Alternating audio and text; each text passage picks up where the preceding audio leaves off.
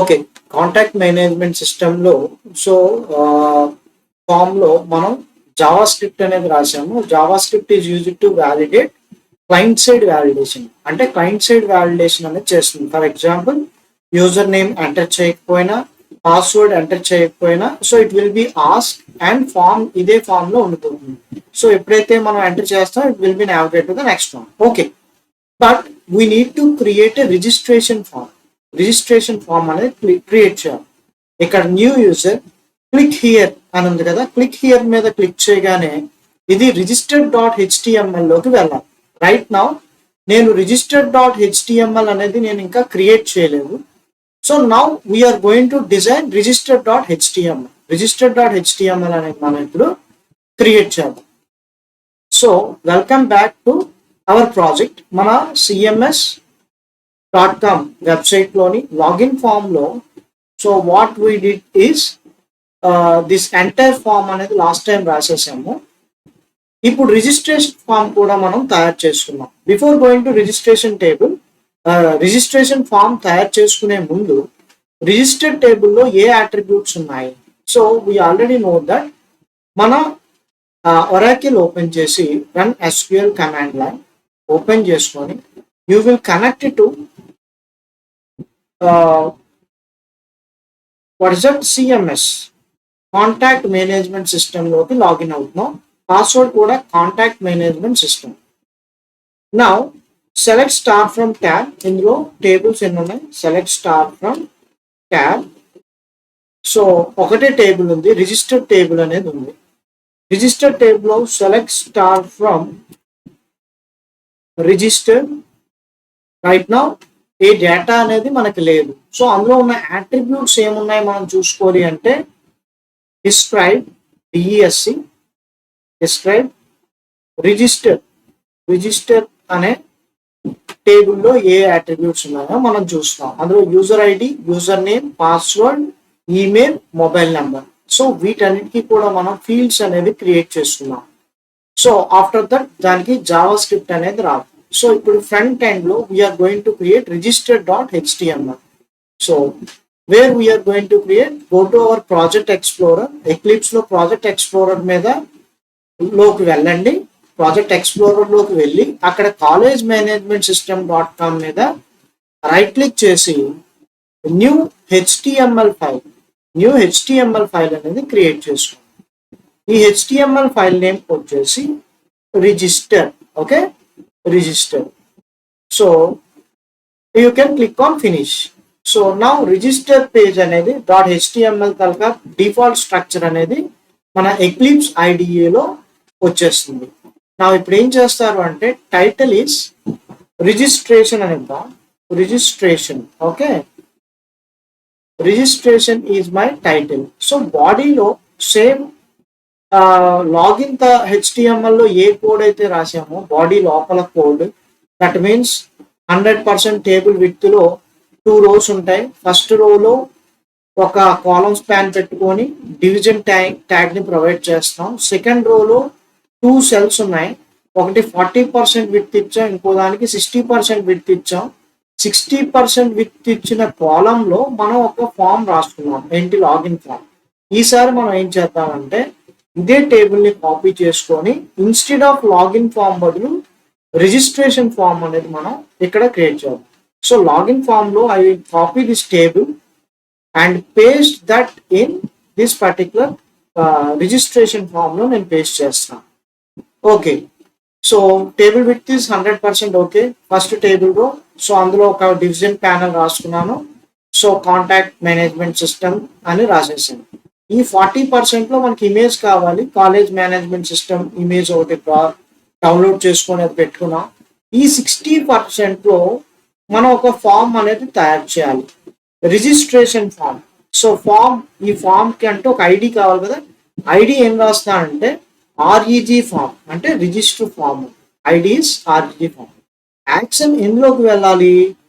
Register dot JSP, register dot JSP అనే folder లోకి అనే ఫైల్ లోకి వెళ్ళాలి. ఇంకా క్రియేట్ చేయలేదు, నెక్స్ట్ మనం క్రియేట్ చేస్తాం. Method is get method or post method. Post method పెట్టుకుందాం. Okay, and on submit present రాయట్లేదు, లెటర్ రాద్దాం మనం. ఓకే, ఇంకా జావా స్క్రిప్ట్ రాయలేదు కదా.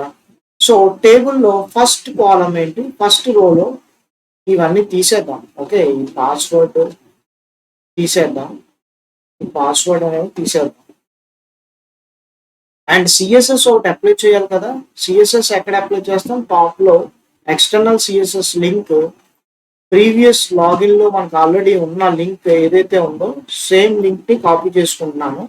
స్టైల్ షీట్ అంటే మనం రాసుకున్న ఎక్స్టర్నల్ స్టైల్ షీట్ అనేది లింక్ అవుతుంది దేనికి, మన రిజిస్ట్రేషన్ డాట్ హెచ్టిఎంఎల్ కూడా, రిజిస్టర్డ్ డాట్ హెచ్టిఎంఎల్ కూడా ఎక్స్టర్నల్ స్టైల్ షీట్ అనేది అప్లై అవుతుంది, అంటే కలర్స్ అప్లై అవడం కోసం. ఓకే, అది అలా ఉంచండి. సో ఇప్పుడు మనం ఏంటి, ఈ 60% లో వెర్టికల్ అలైన్మెంట్ టాప్ లో రాసుకున్నాం కదా. ఫామ్ ఏంటి, ఆర్ఈజీ ఫామ్. యాక్షన్ ఏంటి, రిజిస్టర్డ్ డాట్ జేఎస్పీలోకి వెళ్ళాలి. సో తర్వాత మెథడ్ వచ్చేసి పోస్ట్ మెథడ్. ఈ టేబుల్లో ఒక రో రాస్తున్నాం, ఫస్ట్ రో. రిమైనింగ్ రోస్ మనం తీసేద్దాం. లాస్ట్ లో సబ్మిట్ క్యాన్సిల్ ఎలాగా ఉండాలి, బట్ ఇక్కడ లాగిన్ అని ఉండేది. ఓకే, ఒకసారి మళ్ళీ ఎక్స్ప్లెయిన్ చేస్తాను. బిఫోర్ గోయింగ్ టు దట్, మనం ఒక టేబుల్ రోని తీసుకున్నాం.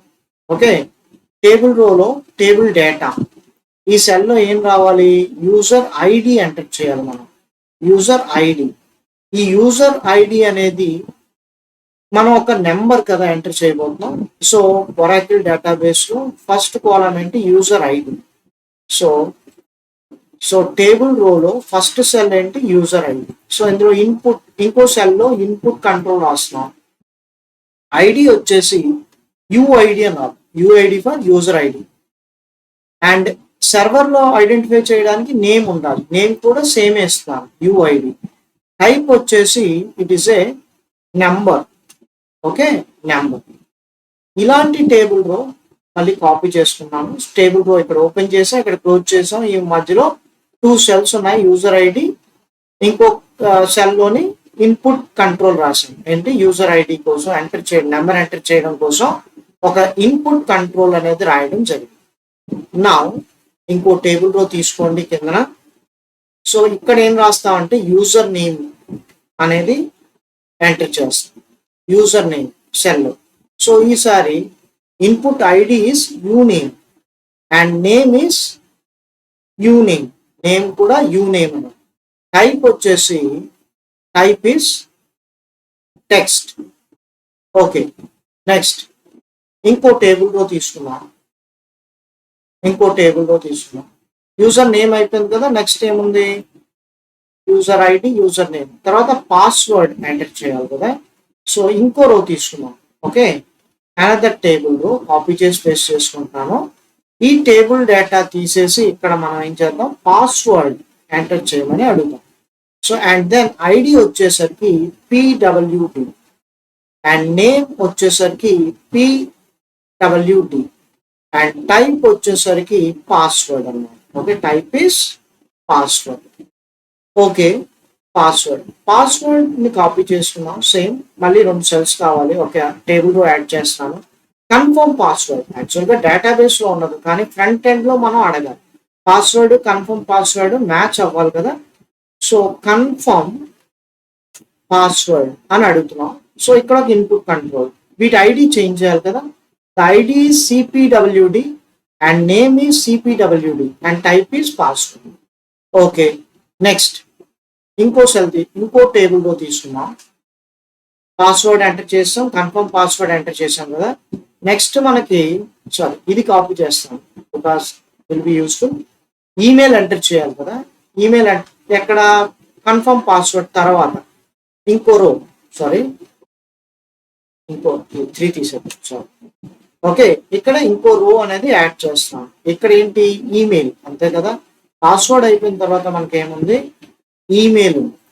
So we will provide email. Okay, and the ID is mail అని రాసుకున్నాం. ఓకే, నేమ్ వచ్చేసి మెయిల్ అని రాసుకున్నాం. టైప్ వచ్చేసి ఈమెయిల్, HTML5 లో పనిచేస్తుంది email. Type is email. Next finally ఇంకొక రో కావాలి మొబైల్ నెంబర్ కోసం. ఓకే, సో మొబైల్ నెంబర్ కోసం ఇంకో రో తీసుకున్నాం. ఇదే టేబుల్లో ఇంకో రో తీసుకున్నాం. టేబుల్ సెల్లో ఏం రాస్తాం, ఫస్ట్ టేబుల్ సెల్లో మొబైల్ నెంబర్ ఆర్ మొబైల్ అని వెళ్దాం. Okay, input ID is MOB for mobile అంటున్నాం. ఓకే, ఐడి అది క్లయింట్ సైడ్ ఐడెంటిఫై చేయడం కోసం, మరి సర్వర్ సైడ్ ఐడెంటిఫై చేయడం కోసం MOB mobile, and type is number రాదు. ఓకే, నెంబర్ ఎంటర్ చేసుకోవచ్చు. ఓకే, ఫైనల్లీ ఇంకో టేబుల్ రోలో ఈసారి ప్రతి సెల్లో 2 సెల్స్ ఉన్నాయి, కానీ ఇక్కడ ఏంటి కాలమ్ స్పాన్. లాగిన్ ఫామ్ లో ఎలా చేశానో ఇందులో కూడా అలానే చేస్తాను. బట్ ఇది సబ్మిట్ కదా, ఐడి సబ్ అని రాసేస్తున్నాను, no problem. Name is also sub.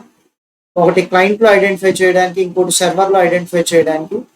ఈ కంట్రోల్ టైప్ వచ్చి submit button, and value login కాదు, submit. Okay, sorry, submit and ఇది క్యాన్సిల్ బటన్ అలానే ఉంచండి. దీంతో ఈ టేబుల్ లో అయిపోయింది. ఇక్కడ ఇంకే హైపర్ రెఫరెన్స్ అవసరం లేదు కదా, register.html ఏమి కూడా మనకు అవసరం లేదు. సో ఆ టేబుల్ తర్వాత ఫామ్ ని ఎంటర్ చేసేస్తాం. ఓకే, సో ఈ విధంగా మనం రిజిస్ట్రేషన్ ఫామ్ అనేది తయారు చేసుకున్నాం.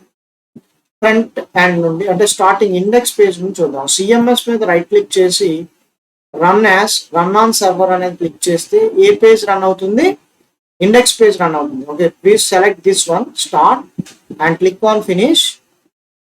ఫస్ట్ ఇండెక్స్ పేజ్ వచ్చింది కదా, సో లాగిన్ మీద క్లిక్ చేస్తే లాగిన్ ఫామ్ కి వెళ్తుంది. రిజిస్ట్రేషన్ మీద క్లిక్ చేస్తే రిజిస్ట్రేషన్ ఫామ్ కి వెళ్తుంది. సో ఇప్పుడు మనం తయారు చేసిన రిజిస్ట్రేషన్ ఫామ్. లేదు అంటే లాగిన్ లో కూడా న్యూ యూజర్ రిజిస్టర్ అని ఉంది కదా, ఇక్కడ క్లిక్ చేసినా సరే it navigate to the register form. నా ఇప్పుడు ఏంటంటే ఇక్కడ నెంబర్ ఇవన్నీ కూడా, దీనికి జావా స్క్రిప్ట్ రాద్దాం. ఆ తర్వాత సో వెనవర్ ఇక్కడ సబ్మిట్ చేస్తే ఆటోమేటిక్ గా register.jsp వెళ్ళిపోతుంది. అలా వెళ్ళిపోకుండా ఉండాలి అంటే మనం దాన్ని స్టాప్ చేయాల్సి ఉంటుంది. స్టాప్ ఎలా చేస్తాం, జావా స్క్రిప్ట్ యూజ్ చేస్తాం. Okay, we will see.